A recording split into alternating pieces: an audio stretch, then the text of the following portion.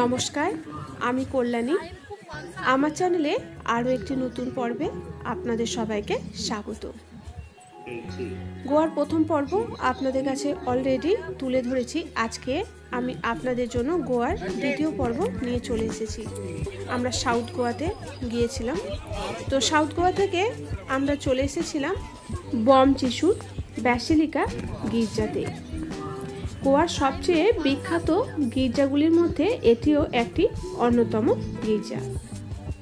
গির্জার ভিতরে রয়েছে মূল্যবান পাথরের তৈরি অলঙ্করণ, সঙ্গে রয়েছে সেন্ট ফ্রান্সিস জেভিয়ারের অক্ষত দেহ। যিশুর এই ব্যাসিলিকা বন দর্শনার্থীদের প্রত্যেককে অবাক করে। এটি গোয়ার সবচেয়ে বিখ্যাত গির্জাগুলির মধ্যে একটি। ভিতরে ফটো তোলা নিষিদ্ধ বা ক্যামেরা নিষিদ্ধ, তো ভিতরের কোনো কিছুই শেয়ার করতে পারলাম না। একটুখানি চেষ্টা করেছিলাম, তবে সফল হতে পারিনি। বম যিশুর ব্যাসিলিকা গির্জার ঠিক পাশেই, মানে রাস্তার উল্টো দিকে রয়েছে আরও গোয়ার বৃহত্তম একটি গির্জা। গির্জাটির নাম হলো সে ক্যাথেড্রাল।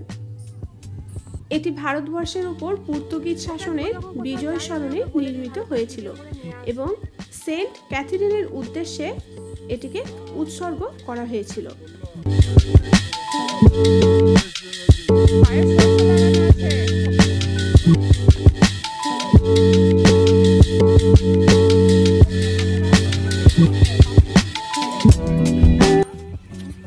গ্রেট গোল্ডেন বেলটি এখানেই অবস্থিত।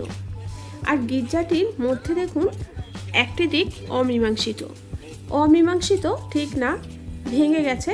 তো এটা বজ্রবিদ্যুতের কারণে এই একটি দিক নষ্ট হয়ে গেছে।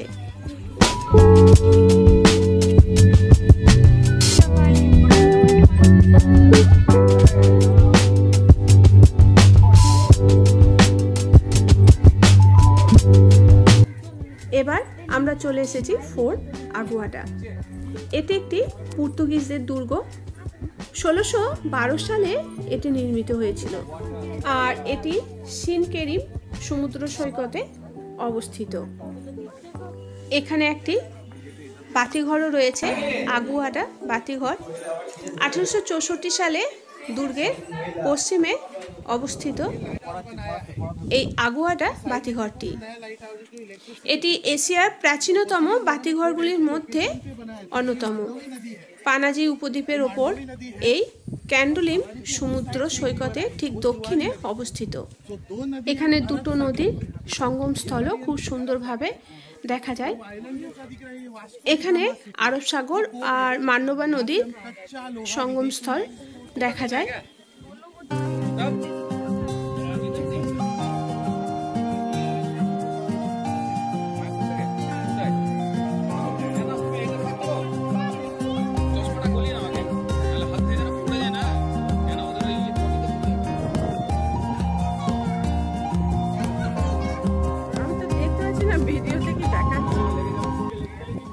এই দুর্গের ওপর থেকে দুর্গের চারিপাশটা দেখতে বেশ সুন্দর লাগছিল।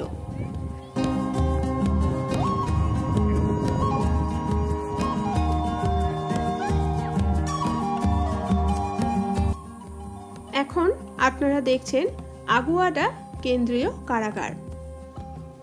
এই কারাগারটি 2015 সাল পর্যন্ত গোয়ার বৃহত্তম কারাগার ছিল।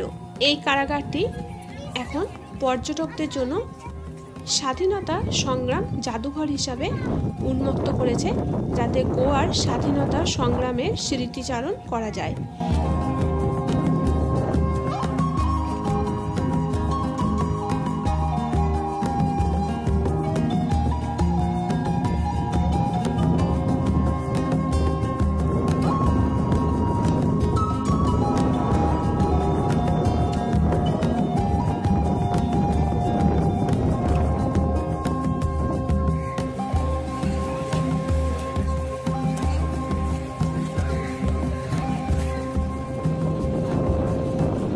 এবার আমি আপনাদের কাছে গোয়ার বৃহত্তম সমুদ্র সৈকত নিয়ে চলে এসেছি, যা সৈকতের রানী নামেও পরিচিত।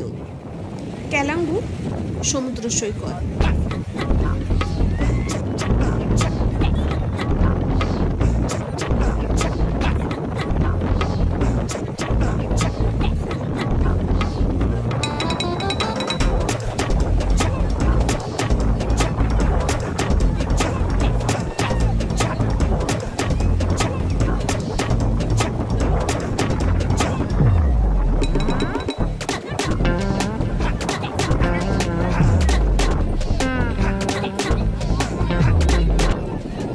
আমরা যখন সমুদ্র সৈকতে পৌঁছালাম তখন বিকেল হয়ে গেছে, কিন্তু সূর্য অস্ত যায়নি। তখনও মানুষ কিন্তু স্নান করছে। তো আপনারা নিশ্চয়ই দেখতে পাচ্ছেন যে এখনও সমুদ্রে বেশ কিছু মানুষ স্নান করছে।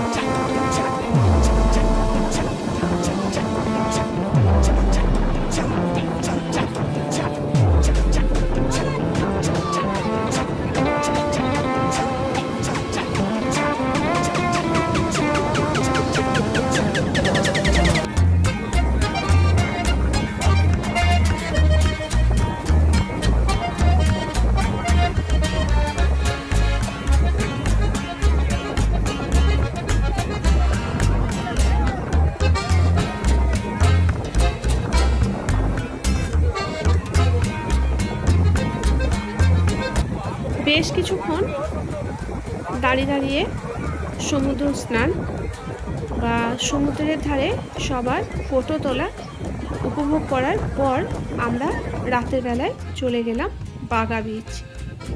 এটি ক্যালাঙ্গুর ও অঞ্জনা সৈকতের মাঝে অবস্থিত। এটি বিখ্যাত প্রাকৃতিক সৌন্দর্য, সোনালী বালি এবং পাম গাছের জন্য। এখানে আপনারা ওয়াটার স্পোর্টস, ডলফিন দেখা এবং দ্বীপে ভ্রমণ করতেও যেতে পারেন। এছাড়াও এই বাগা বিচ রাতের জীবনও বেশ জনপ্রিয়।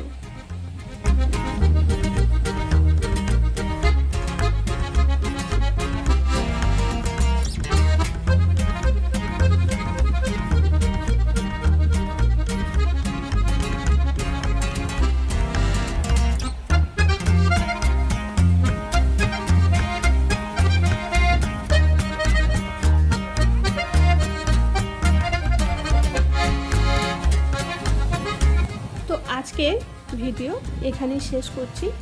দেখা হবে আবার নতুন কোনো এক ভিডিওর সাথে। সবাই ভালো থাকুন আর সুস্থ থাকুন। নমস্কার।